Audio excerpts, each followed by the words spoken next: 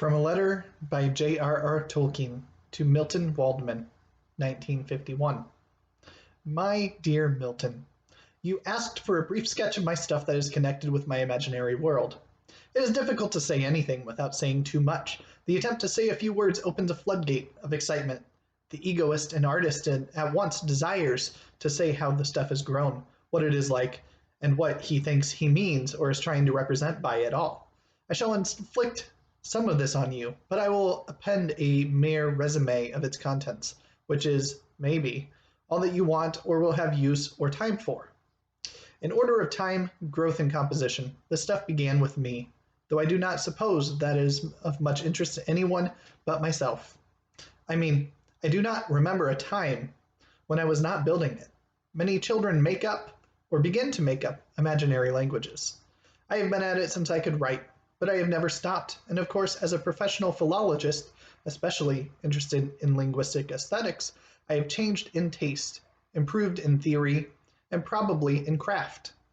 Behind my stories is now a nexus of languages, mostly only structurally sketched, but to those creatures which in English I call misleadingly elves, are assigned two related languages more nearly completed, whose history is written and whose forms, representing two different sides of my own linguistic taste, are deduced scientifically from a common origin. Out of these languages are made nearly all the names that appear in my legends. This gives a certain character, a cohesion, a consistency of linguistic style, and an illusion of historicity to the nomenclature, or so I believe, that is markedly lacking in other comparable things. Not all will feel this as important as I do, since I am cursed by acute sensibility in such matters. But an equally basic passion of mine, ab initio, was for myth, not allegory, and for fairy story, which above all for heroic legend on the brink of fairy tale and history, of which there is far too little in the world accessible to me for my appetite. I was an undergraduate before thought and experience revealed to me that these were not divergent interests, opposite poles of science and romance, but integrally related. I am not learned in the matters of myth and fairy story, however, for in such things, as far as known to me, I have always been seeking material, things of a certain tone and air, and not simple knowledge. Also, and here I hope I shall not sound absurd, I was from early days grieved by the poverty of my own beloved country. It had no stories of its own, bound up with its tongue and soil, not of the quality I had sought and found as an ingredient in legends of the other lands. There was Greek and Celtic and Romance and Germanic and Scandinavian and Finnish, which greatly affected me. But nothing English, save impoverished chapbook stuff. Of course, there was and is all the Arthurian world, but powerful as it is imperfectly naturalized, associated with the soil of Britain, but not with the English, and does not replace what I felt to be missing. For one thing, its fairy is too lavish and fantastical, incoherent and repetitive. For another and more important thing, it is involved in and explicitly contains the Christian religion. For reasons which I will not elaborate, that seems to me fatal. Myth and fairy story must, as all art, reflect and contain in solution elements of moral and religious truth or error, but not explicit, not in the known form of the primary real world. I am speaking, of course, of our present situation, not of ancient pagan pre-Christian days, and I will not repeat what I tried to say in my essay, which you read. That, my friends, is a letter that is contained in full in my opening of the Silmarillion, second edition by J.R.R. Tolkien, in which he expounds at great length. He says he's going to be brief, and it goes on for a long time, and it is a very good letter. If I can find a free copy online to share, I'll have it down in the description below so you can read it in full, because I think it's worth reading in companion to this volume, because it helps explain Tolkien's reasoning behind this. And as you're reading the Silmarillion, more than any of his other works, well, except maybe the 12-volume History of Middle-earth back behind me, but when reading this, more than The Hobbit, more than reading The Lord of the Rings, you need to keep in mind what Tolkien's aim was in all of this. He had been working on this, as he said, all his life that he could remember. And he was actively writing the stories that would go on to become part of the foundation of the Silmarillion as early as like 1913, 1914, somewhere in there.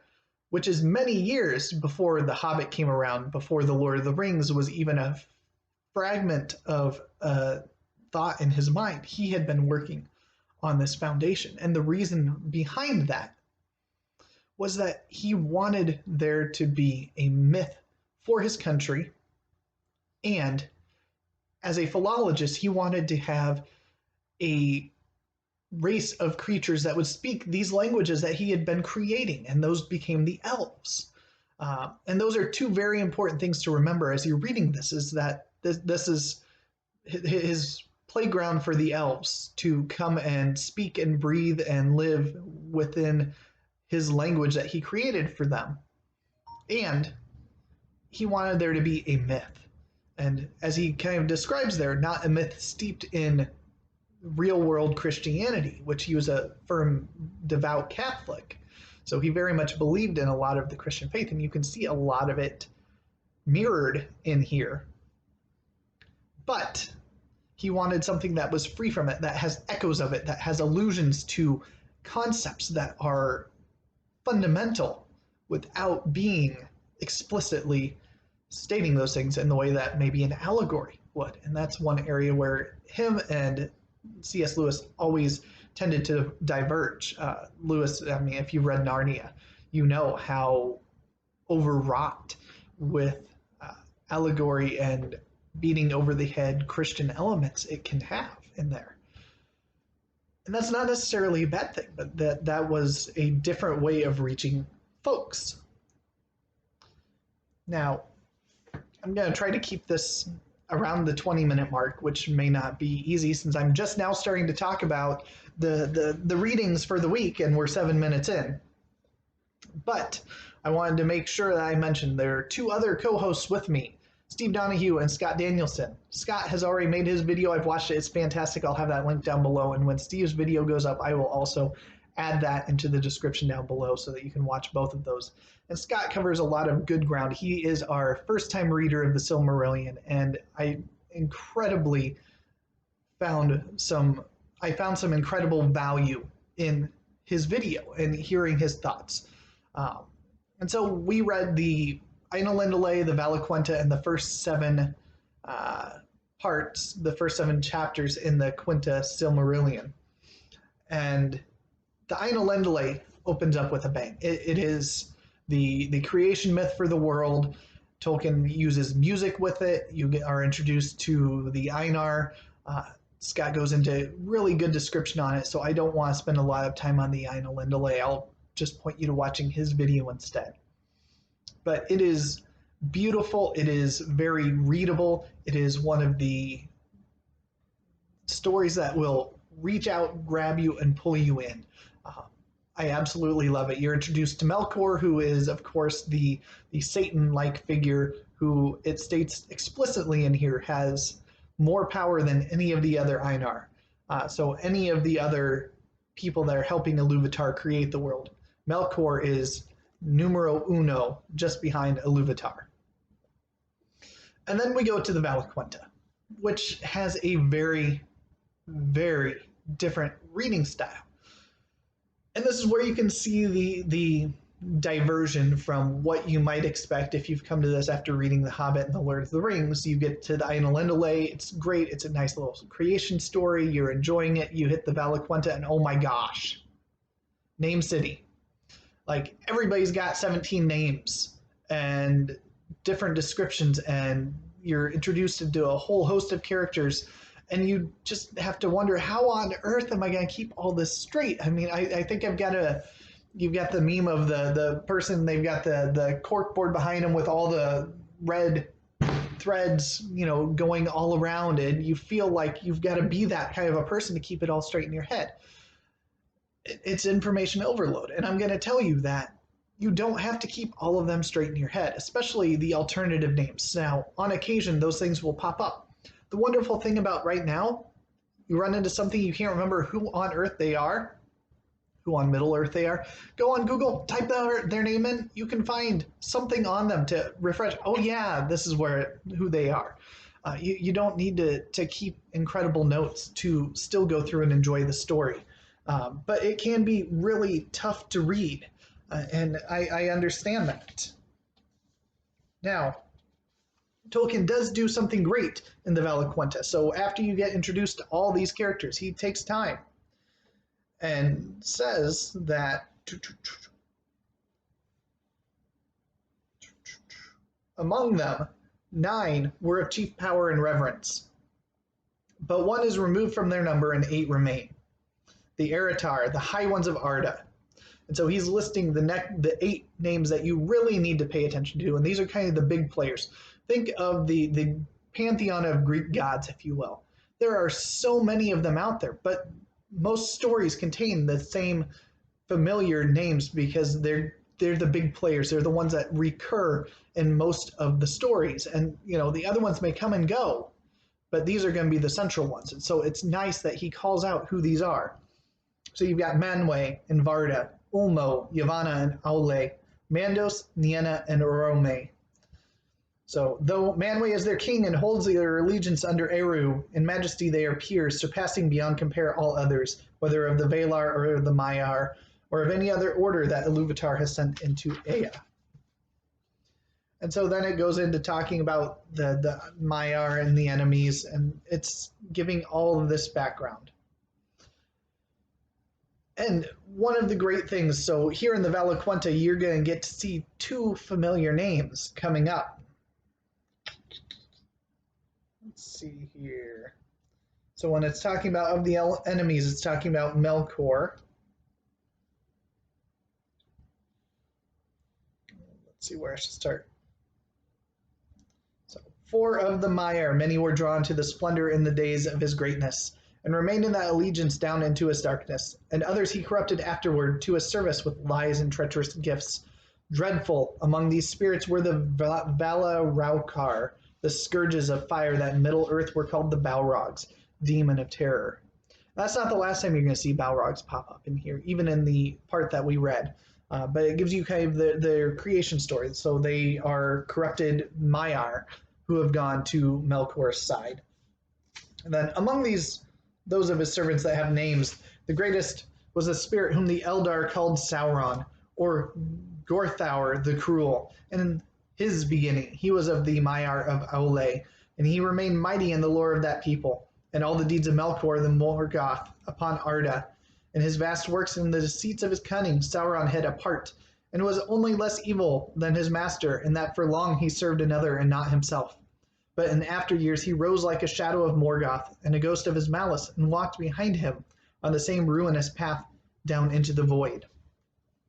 And so you get introduced to both Balrogs and Sauron in there. And then we go into the Quenta proper. So the Quenta Silmarillion, which is consisting of 24 parts. And we read the first 7 of those. And those 7 parts are roughly 40-ish pages in my edition. And they go through a range of things, but the vast majority of them are laying the groundwork. It's giving the beginning of days where it's, the Iluvatar's right-hand people, so the big players, they've now gone and dwelt among the earth. And there's no people there, there's no elves there. They know that the elves are coming, that men are coming, and they're anticipating their coming at some point in time.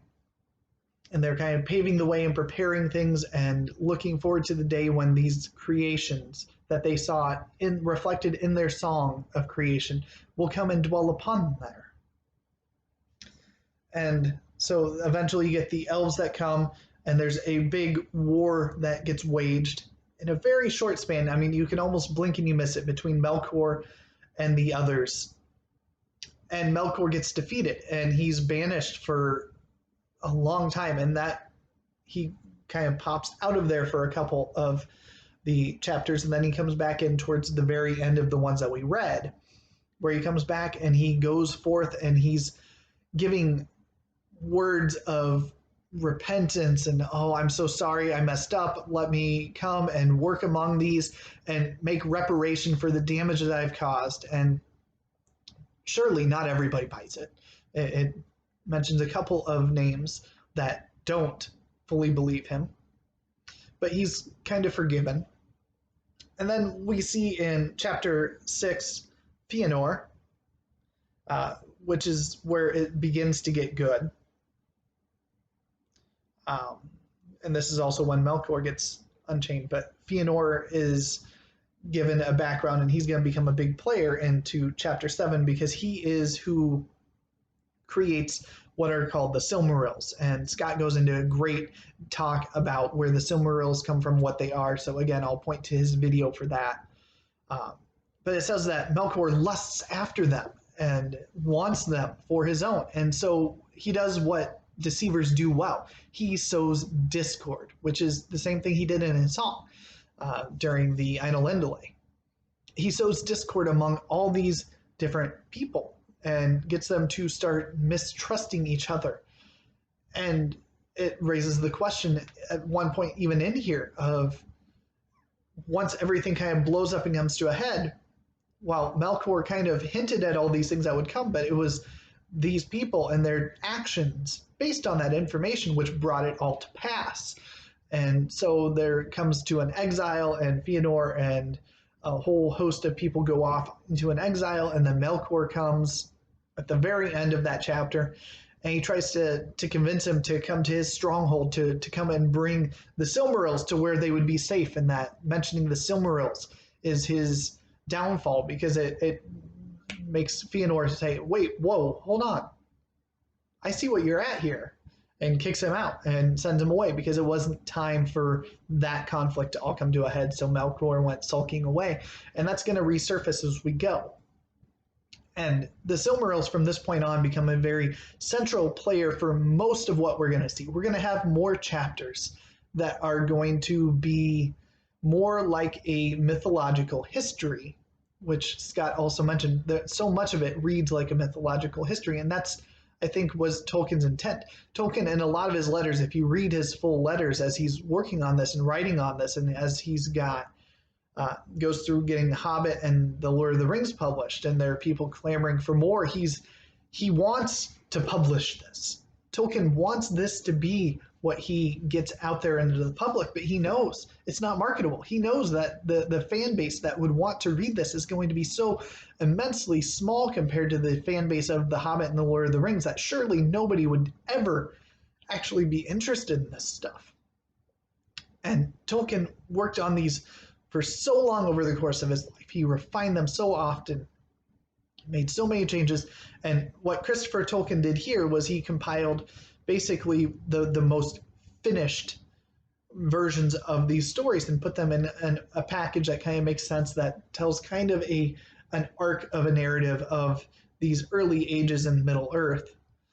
But there's so much more. As you can see, there's 12 volumes to continue with what Tolkien has written, and then there's other volumes, Unfinished Tales, there's Beren and Luthien, the Lays of all sorts of things that have come out after Tolkien's death, put together by Christopher Tolkien, that have different versions of the story kind of put in there and talked about at length by Christopher Tolkien, and they make for fascinating reads. We'll hit those eventually in the Inkling Alongs, because they're absolutely fun to read, to see those notes. I know those are going to be fewer in readership than something like this or The Lord of the Rings or reading Narnia or anything else.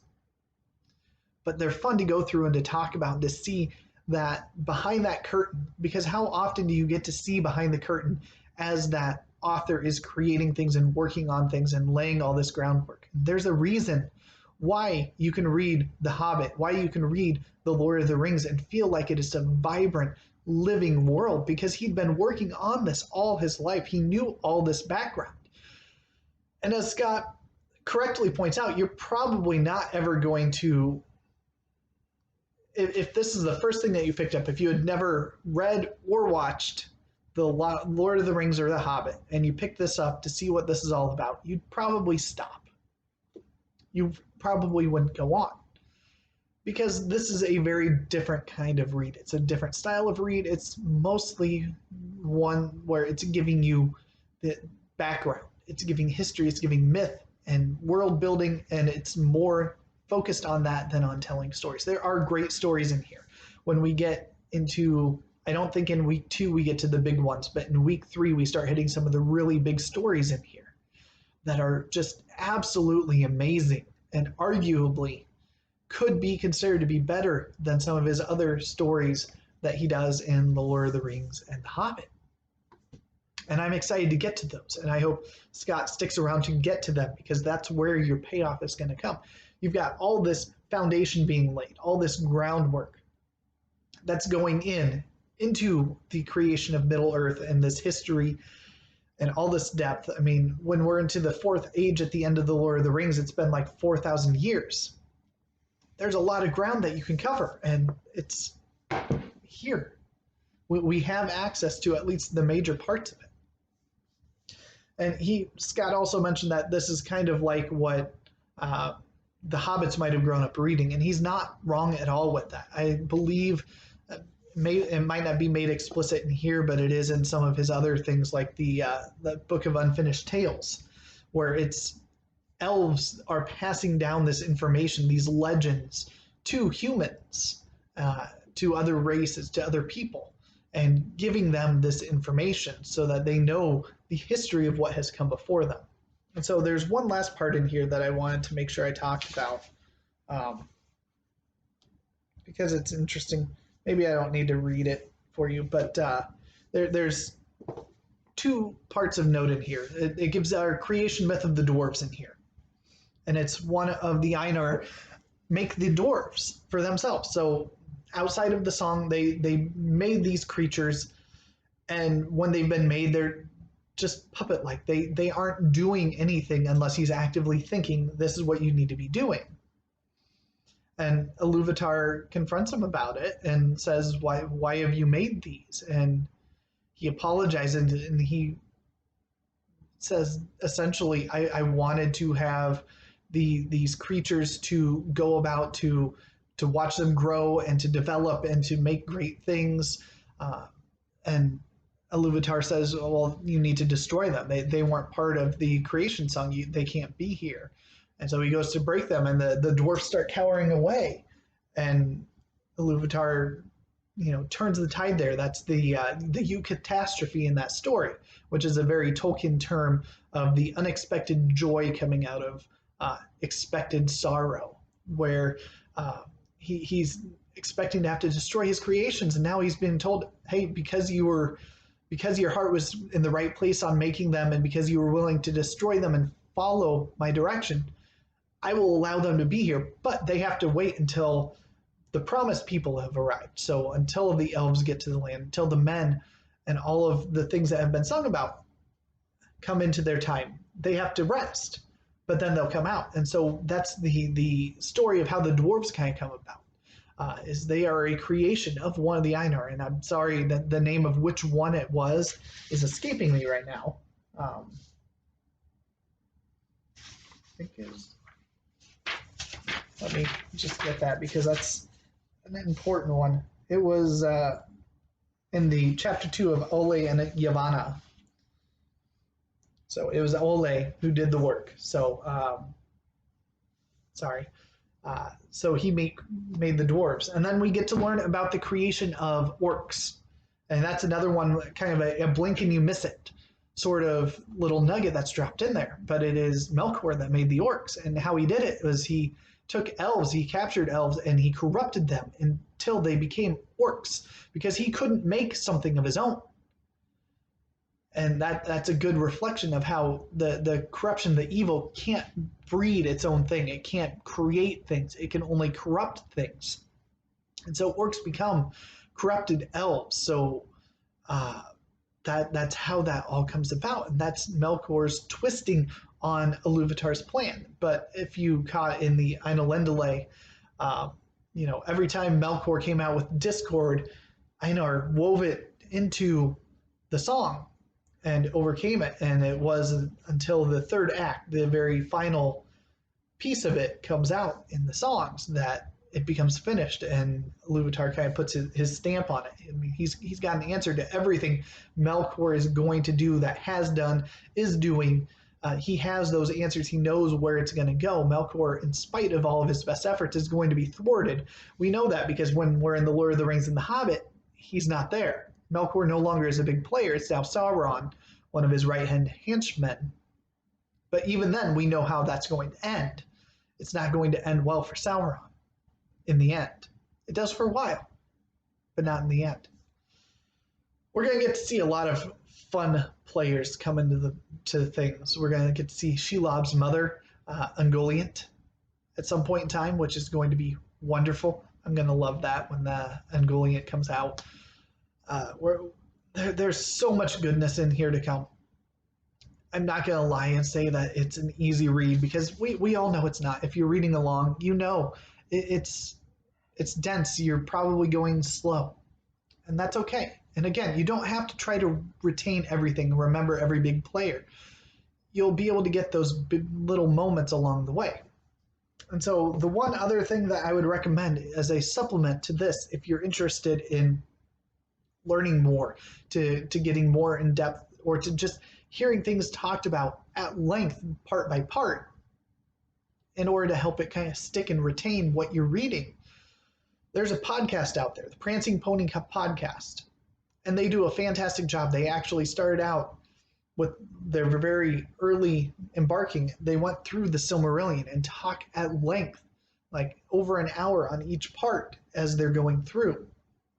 And so I'll have the relevant episodes linked in the description down below. Give me a little bit of time to work on that and get that up. If it's not in there by the time this is finally uploaded, I'll work on getting those in there as well. But if you search for the Prancing Pony Podcast, they're 200 and some, 300 and some episodes in now. But if you go all the way back to their beginning, the earliest episodes after kind of their introductory stuff, dive into the Silmarillion, and they're going through step by step by step. And it makes great supplemental listening material, because they're going to talk about those things and bring relevance, because they've read all of the Tolkien works. They've read these histories, and they can make those connections in a way that I would need to spend 10 hours here to do for you. And I wouldn't mind doing that, but I don't know that you would want to watch that. So yeah, that's my final recommendation. And that's going to be going forward beyond this is, listen to them. They do a fantastic job. They've gone through The Hobbit and The Lord of the Rings. They're into some of the other Tolkien legendarium. And they make a great companion to reading anything Tolkien, as long as they've hit that point already in their reading cycles. So I look forward to seeing what Steve does on this. I'm pretty sure that Steve enjoyed himself revisiting the first of 4 parts in the Silmarillion. I know I certainly have. I'm even more excited in anticipation of where I know we're going to get later in here. So I hope you come back for week 2, where we're going to read the Quenta Silmarillion, chapters 8 through 17, I believe it is. I'll have that schedule down below as well. And again, go check out Scott's video and Steve's video once that one gets up. And thank you for watching.